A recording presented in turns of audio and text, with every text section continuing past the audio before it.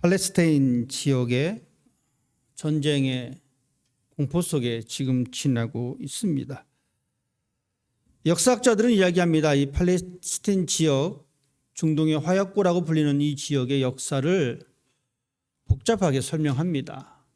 물론 복잡한 역사가 얽혀져 있습니다. 그곳에는 긴 아픔의 역사가 존재합니다. 어쨌든 표면적으로 드러나는 것은 하마스라고 이 단체가 민간인을 공격했습니다. 이스라엘은 그 사건을 되받아쳤습니다. 온갖 폭탄을 퍼붓고 지상군이 투입한다느니 하는 그 뉴스를 우리가 듣고 있습니다. 저는 이 시간 정치적인 것을 하려고 이 이야기를 꺼낸 것이 아닙니다. 하마스는 나름대로의 주장이 있어서 이스라엘 국경을 넘어서 마을을 습격하고 인질들을 잡아갔습니다. 이스라엘 역시 마찬가지입니다. 자기 나라의 백성들이 죽고 잡히게 되니까 그것을 그냥 내버려 두지 않고 다시 공격을 합니다. 이쪽 말을 들으면 이쪽 말이 맞습니다. 저쪽 말을 들으면 저쪽 말이 맞는 것 같습니다.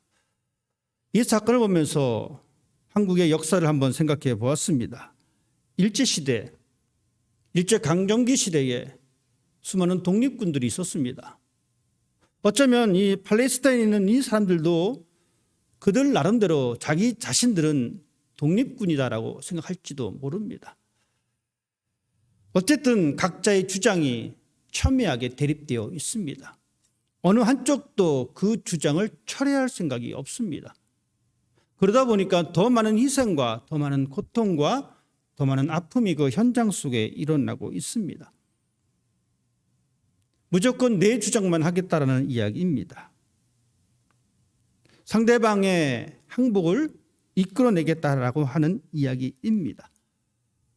이 시점에서 상대방에게 설득을 당한다면 영원히 패배자로 낙인 찍힐 것이 두려운지 사람들은 설득당하려 하지 않습니다. 오히려 상대방을 설득하려고 합니다. 하마스는 이스라엘을 설득하려고 하고 이스라엘은 하마스를 설득하려고 합니다. 이것이 지금 현재 일어나고 있는 그 이스라엘 쪽의 팔레스타인 쪽의 사건입니다. 너무 먼 이야기면 좀 얘기를 좁혀보도록 하겠습니다. 우리가 사는 이 세상도 마찬가지입니다. 우리의 인간관계도 마찬가지입니다. 서로의 주장만 있습니다. 어떻게든 내가 상대방을 설득하려고 합니다.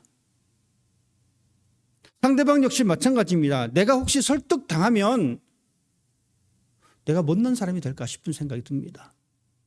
내가 좀 모자라서 설득당했나? 내가 좀 아쉬워서 설득당했나? 내가 이렇게 쉬워 보이는 사람인가? 라는 생각을 하게 됩니다. 우리 마음 한구석은 그런 것 같습니다. 그러다 보니까 설득당하기보다는 설득하려고 합니다. 내가 당신을 이해하지만 당신은 내 말을 들어 라고 하는 것이 우리의 인간관계인 것 같습니다.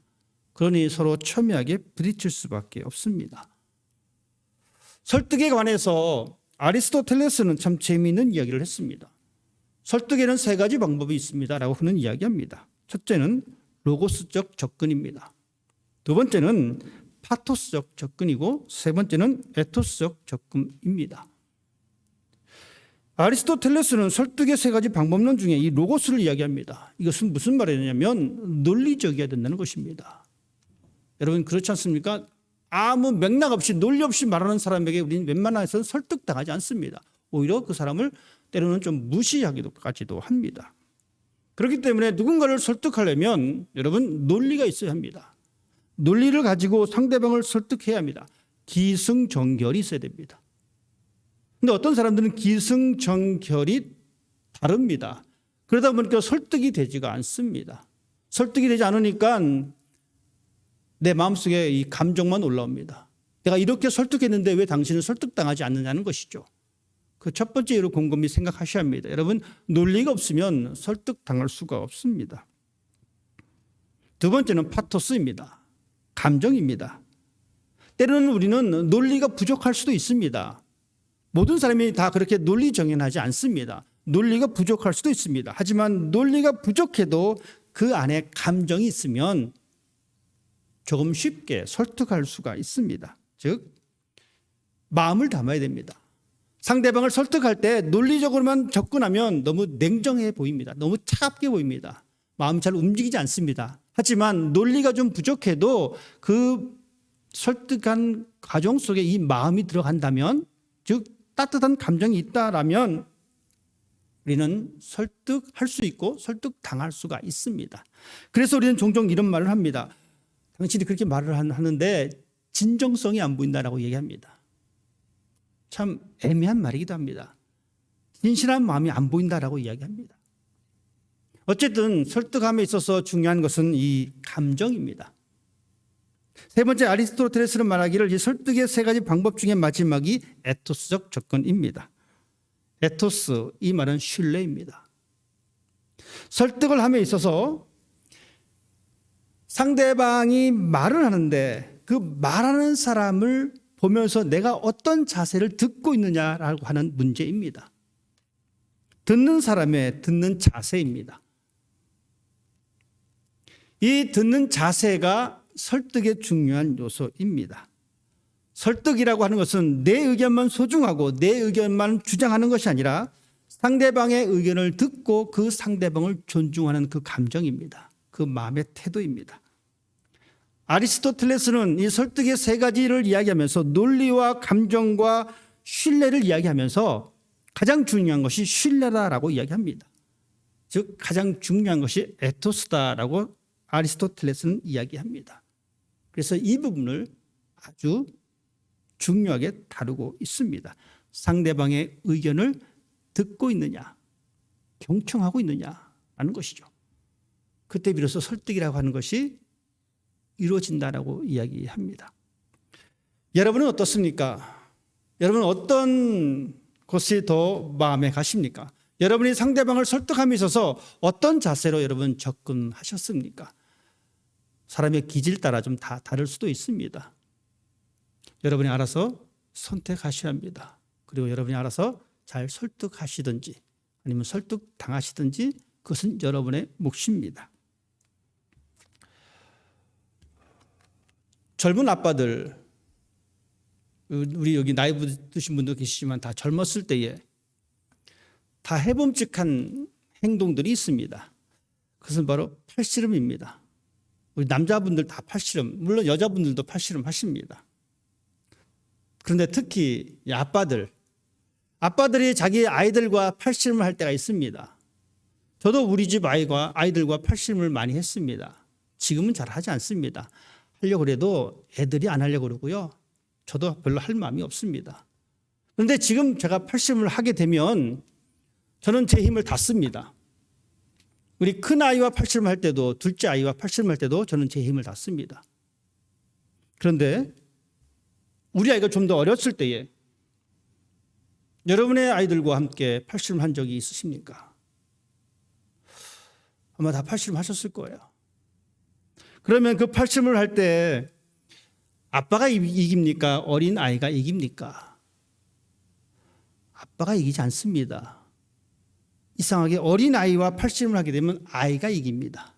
그리고 말하기를 야, 너 힘 정말 세다. 아까도 말씀드렸듯이 아이들이 나이가 들면 아빠가 아이들과 팔씨름을 할 때 져주지 않습니다. 그때는 약간의 자존심이 들어가기 때문에 그렇습니다. 하지만 어릴 적 아이들과 팔씨름을 하게 되면 자존심은 필요 없습니다. 좀 버티다가 아빠가 져줍니다. 그러고 나서 너 정말 힘이 세졌구나 라고 이야기를 합니다. 한 2달 전인가요? 저 뒤에 보이는 저 강대상을 저 뒤에 있다가 앞쪽으로 옮겼습니다. 옮기고 있는데 조은이가 이 본당에 있었습니다. 그래서 조은이한테 같이 옮기자 그랬어요. 여러분 조은이가 지금 4살인가요? 3살입니다. 이제 좀 컸다고 싫어할 줄 알았는데 좋다고 같이 단계상을 옮긴다라고 한쪽 구퉁이를 잡았습니다. 잡고 같이 끌고 이 위로 옮겼습니다. 이 아이가 힘이 얼마나 있으면 얼마나 있겠습니까? 그런데 그 광대산을 옮기고 난 이후에 이 조은이의 그 뿌듯한 얼굴, 내가 이 무거운 것을 옮겼다. 그 모습을 보고 제가 또 한마디 했습니다. 야, 조은아, 너 정말 힘세구나. 다음에 한 번 더 하자. 우리가 아이들에게 팔씨름을 해서 져주는 것하고, 아이들이 조만 것을 들었지만 그럼에도 불구하고 자기 자신이 무엇인가 해냈다라고 하는 그 마음, 또한 그것을 보면서 흐뭇해하는 어른들의 모습. 여러분, 이것이 바로 오늘 성경의 사건에서 드러나는 하나님의 모습입니다. 오늘 우리는 이스라엘 백성들이 애굽에서 나온 지 3개월이 지난 이후의 사건을 접하고 있습니다. 기세등등하게 하나님께서는 10가지 재앙을 애굽에 내리셨고, 마치 개선장군 같은 그 모습으로 사람들은 애굽에서 나왔습니다. 3개월 동안의 신의 광야를 거쳐서 하나님께서 약속하신 그 땅에 들어갈 수 있다라고 하는 희망을 가지고 나왔습니다. 웬만큼 걸어 나왔는데 이 가나안 땅은 가까워지지 않고 계속 광야에 머물러 있습니다. 사람들은 생각할 수도 있습니다. 이상하다. 풍문에 의하면 금방 갈 거리인데 왜 우리는 아직 못 가고 있지? 이런 찰나에 하나님께서 모세를 부르셨습니다. 하나님께서 모세를 부르셔서 하나님은 모세에게 율법을 주셨습니다. 그 결정판이 두 돌판에 새겨진 십계명입니다. 하나님께서 모세를 부르셔서 한 3일 만에 야 모세야, 율법 다 듣고 다 기록하고 이 돌판 가지고 내려가라고 했었으면 아무 사건이 안 일어났을 텐데, 안타깝게도 하나님과 모세는 오랜 시간을 같이 있었습니다. 40일입니다. 40일이라는 시간은 참 깁니다. 백성들은 이 40일 동안 모세를 기다렸지만 모세는 내려올 생각을 하지 않았습니다. 점점 그 기다림이 길어지다 보니까 사람들은 불안해하기 시작합니다. 그동안 모세를 통해서 하나님의 어떤 임재를, 하나님의 말씀을 들었는데 하나님의 말씀을 선포해 주는 이 모세가 보이지 않습니다. 열흘이 지나고 20일이 지났지만 이 모세는 나타나지 않습니다. 그러자 사람들은 한 가지 방법을 생각해냅니다. 그 원인은 불안 때문입니다. 걱정 때문입니다. 어떻게든 모세를 믿고 여기까지 왔는데 그 모세가 사라지니, 그 모세가 나타나지 않으니 여러분 불안한 마음이 들 수밖에 없습니다. 우리 아이들이 집을 나가서 바깥에서 놀고 있습니다. 저녁 시간이 됐는데도 들어오지 않습니다.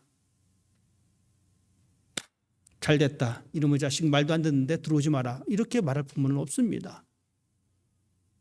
해가 떨어져서 어둑어둑해지면 부모님들은 걱정이 됩니다. 우리 아이가 왜 안 들어올까?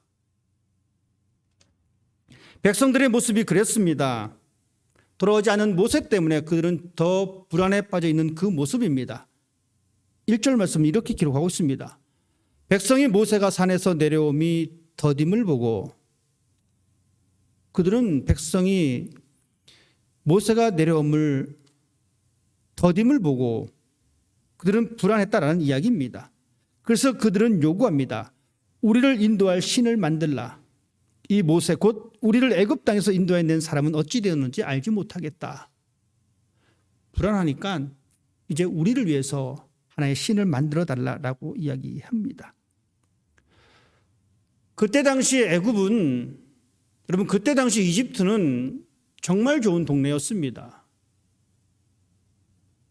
최고의 문명을 누리진 못했지만 그것을 보고 살아간 사람들입니다. 그랬던 사람들이 이제 광야에 있습니다. 아무것도 없는 그 허허벌판 광야에 있습니다.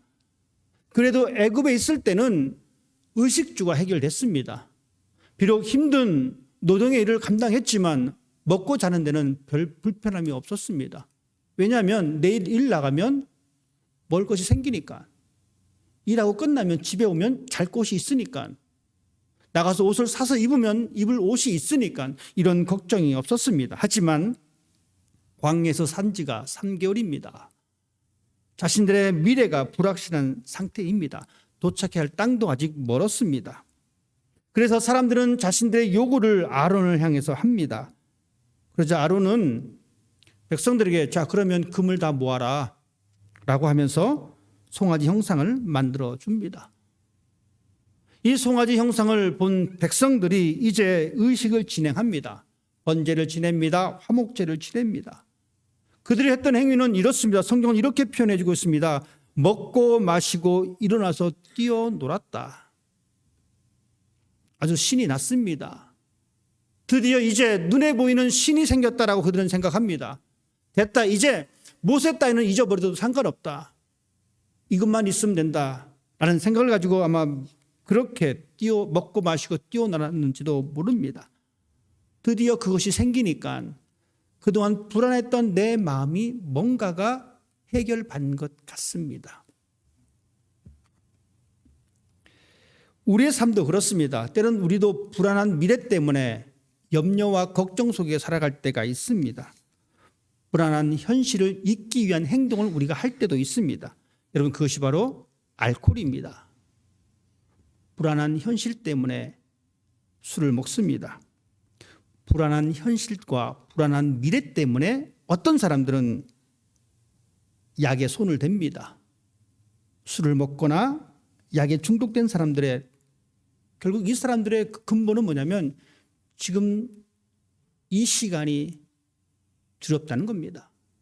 그래서 이 시간을 좀 피해 보겠다는 겁니다. 어떤 사람은 그 아픈 사건을 잊기 위해서 술을 먹습니다. 어떤 사람들은 그 불안한 사건을 잊기 위해서 약을 먹습니다. 그나마 나은 사람은 그것을 잊기 위해서 잠을 자는 사람들입니다. 제 친구 중에 그런 사람이 있었습니다. 불안한 마음을 좀 달래는 방법은 자기 자신은 잠자는 거랍니다. 그 친구는 틈만 나면 잡니다. 처음에는 그것을 이해하지 못했습니다. 낮에도 자고 밤에도 자고 왜 이렇게 잠을 자는지 나중에 물어보니까 걱정하고 염려가 되면 그 잠을 자서 그 시간을 회피한다라고 이야기하더라고요. 이스라엘 백성들이 그랬습니다. 앞으로 가야 할 땅은 멀었고 모세는 보이지 않고 그들은 불안해하니까 신을 만들어달라 이야기했고 그 신 앞에서 자신의 그 고통의 시간들을 버텨냈던 모습을 보여주고 있습니다. 이스라엘 백성들은 이 광야에서 신을 만들어달라고 이야기를 했습니다. 눈에 보이는 것을 찾는 사람들, 눈에 보이는 하나님을 보여달라고 이야기합니다. 왜냐하면 하나님을 대신했던 모세가 보이지 않기 때문에 그렇습니다. 결국 금송아지를 만들었습니다.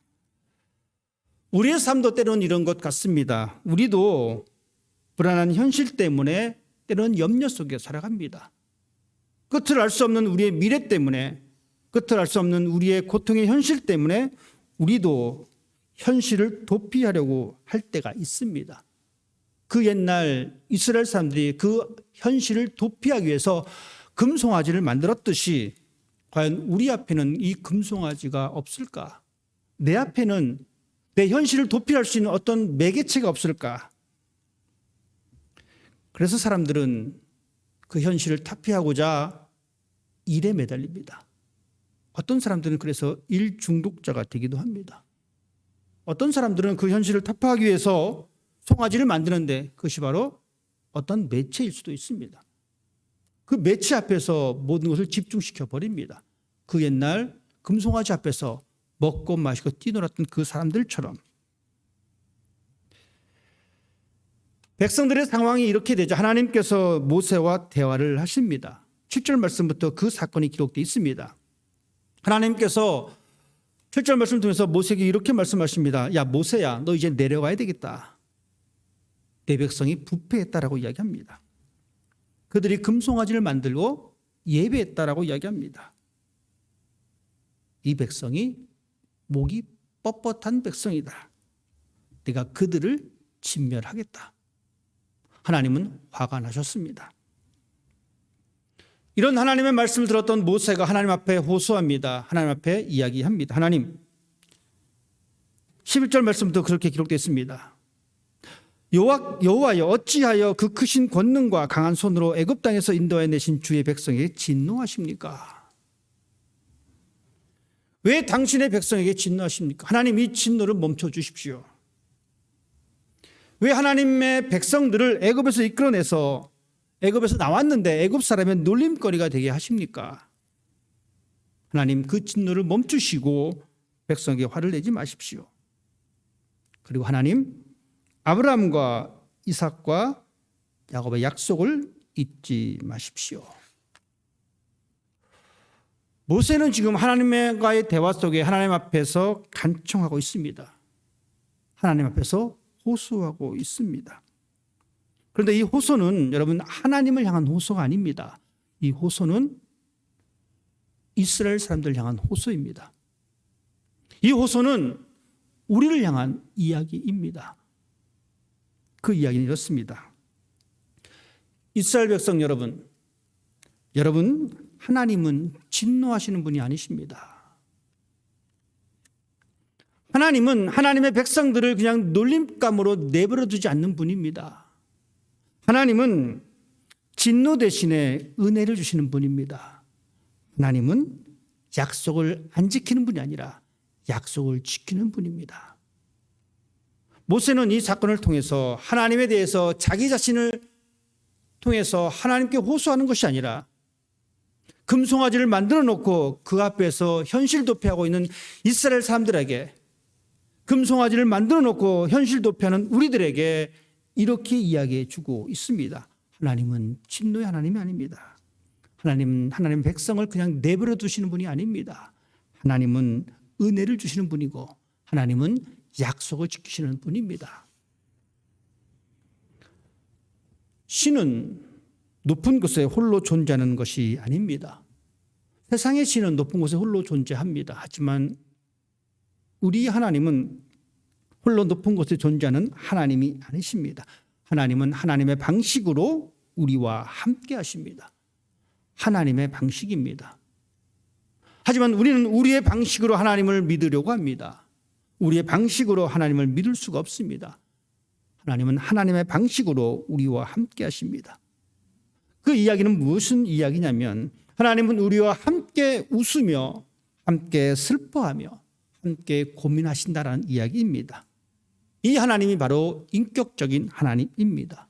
인격적이라는 이야기는 대화가 가능하다라는 이야기입니다.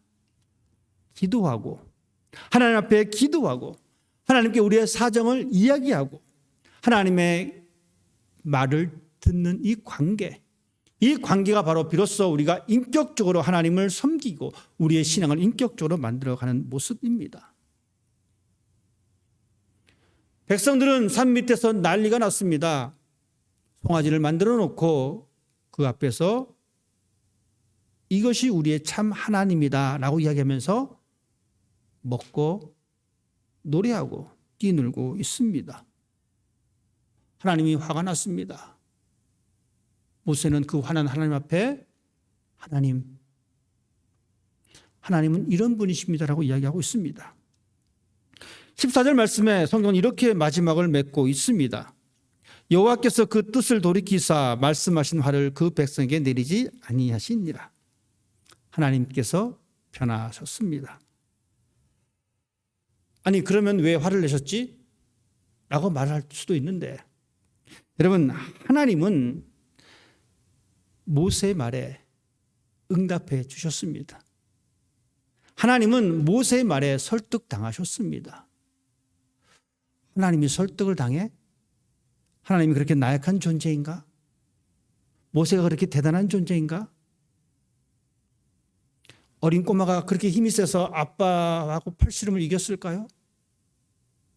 아빠는 그냥 그 어린 아이의 팔만 잡아줬을 뿐입니다. 그리고 어린 아이를 너무나 사랑해서 그냥 팔씨름해서 져줬을 뿐입니다. 하나님께서는 그 뜻을 바꾸셨습니다. 우리가 잘 알듯이 요나 선지자가 있습니다. 하나님께서 니느웨 성을 멸하신다라고 말씀하셨고 요나는 그곳에 가서 싫지만 하나님의 말씀을 전파합니다. 놀랍게도 그곳에 회개의 역사가 일어났고 하나님께서는 그 성을 용서해 주셨습니다. 그때도 하나님께서 그 생각을 바꾸셨다라고 성경은 기록해 주고 있습니다. 요엘 선지자도 분명히 이렇게 말씀하고 있습니다. 너희는 옷을 찢지 말고 마음을 찢고 너희 하나님 여호와께로 돌아올지어다. 그는 은혜로우시며 자비로우시며 노하기를 더디하시며 인애가 크시사 그 뜻을 돌이켜 재앙을 내리지 아니하시리라. 그 뜻을 돌이키신다라고 말씀해 주고 있습니다. 설득당하신 하나님입니다. 우리를 향해서 하나님은 설득당해 주셨습니다. 우리가 잘나서요? 우리가 말을 잘해서? 우리가 신앙생활을 잘해서? 우리가 예배 안 빠지고 교회 나와서? 우리가 헌금 생활을 잘해서 하나님께서 설득당하셨을까요? 이 우주 만물을 창조하시고 이 우주 만물을 다스리시는 하나님께서 설득당하셨습니다. 하나님께서 설득당하셨다라고 하는 이 이야기는 하나님의 은혜를 이야기합니다. 하나님은 그 은혜를 가지고 계신 분이십니다. 하나님의 자비로우심을 알려주고 있습니다. 하나님의 은총을 알려주고 있습니다. 비록 너희들이 금송아지를 가지고 있을지라도 너희를 향한 나의 마음은 멈출 수가 없다는 것입니다. 우리는 살아가면서 우리 스스로의 금송아지를 만들 때가 많이 있습니다. 하나님 대신에 내가 위로받고 나의 현실을 좀 모면해 줄 수 있는 그런 금송아지를 가질 때가 많이 있습니다. 그렇다라고 해서 하나님과의 은혜가 단절되는 것은 아닙니다. 신의 광야에 있었던 이 사건을 여러분 기억하시기 바랍니다. 금송아지가 있었습니다. 하나님께서 그들에게 말씀하셨습니다. 이 백성이 너무나 고집센 백성이구나. 뻣뻣한 백성이구나. 하나님 아닌 것을 예비하는 백성이구나. 하지만 마지막에는 하나님께서 그 뜻을 바꾸셨습니다. 비록 금송아지를 만들었지만 하나님의 은혜는 여전히 유효하다라고 우리에게 말씀해 주고 있습니다. 아들이 아버지의 재산을 가지고 집을 나갔습니다. 재산을 불려서 왔으면 참 좋았을 텐데 이 아들은 이 모든 재산을 다 탕진해 버렸습니다. 더 이상 먹을 것이 없게 되자 아버지의 집으로 돌아옵니다. 이 아버지가 그 아들을 안아 주었습니다. 이것이 바로 하나님의 은혜입니다. 이 아들이 한 거라고는 아버지 돈을 뺏어서 집 나가는 것뿐입니다. 하지만 아버지는 이 아들의 모습을 본 순간, 아니 그 전부터 집을 나간 그 순간부터 이 아버지는 이 아들에게 설득당해 있었습니다. 그러니 아들이 돌아왔었을 때에 그 아들을 품고 송아지를 잡고 잔치를 베풀어 주었습니다. 하나님이 세상을 이처럼 사랑하사 독생자를 주셨으니 하나님은 오래전부터 우리에게 설득당하기를 원하셨습니다. 오래전부터 우리에게 은혜 주시려고 작정을 하셨습니다. 우리가 아직 죄인 되었을 때에 하나님께서 우리에게 그 사랑을 보여주셨습니다. 예수 그리스도를 통하여. 우리 모두는 이러한 은혜를 가지고 있습니다. 하나님의 용서를 가지고 있습니다. 이제 우리가 해야 할 것은 이 하나님의 은혜와 하나님의 용서를 중요하게 받아들여야 합니다. 하나님의 은혜와 용서를 심각하게 받아들여야 합니다. 그래서 죄의 자리에 가지 않아야 합니다. 하나님의 백성답게 살아가야 합니다. 하나님의 백성답게 살아간다는 것이 여러분 무슨 이야기입니까? 하나님의 백성답게 살아간다라고 하는 이야기는 우리의 바쁜 삶의 일상이 핑계가 될 수가 없습니다. 우리는 우리의 예배 자리를 늘 지키는 사람이 되어야 하고 우리는 이 감사와 용서와 사랑의 자리를 늘 지키는 사람이 되어야 합니다. 그것이 바로 우리가 해야 할 모습입니다. 하나님은 우리에게 설득당하실 준비가 되어 있습니다. 내 손에 금송아지가 있다라고 해서 너무 우리 자신을 죄인으로 취급하지 말기를 바랍니다. 우리는 이 금송아지를 놓을 수가 없습니다. 우리의 삶이 그렇습니다. 어느 누구도 이 금송아지로부터 자유로울 수는 없습니다. 하지만 우리는 더 큰 하나님의 은혜와 사랑을 기억하는 사람이 되어야 합니다. 그럴 때마다 우리는 이 금송아지로부터 조금씩 멀어질 수가 있습니다. 하나님은 우리들에게 언제든지 설득당하기를 원하십니다. 그 사랑의 하나님, 그 은혜의 하나님이 우리에게 다가오시고 우리에게 귀를 기울여 주십니다. 요한 사도는 우리들에게 이렇게 말씀해 주고 있습니다. 사랑은 여기 있으니 우리가 하나님을 사랑한 것이 아니요 하나님이 우리를 사랑하사 우리 죄를 속하기 위하여 화목제물로 그 아들을 보내셨습니다.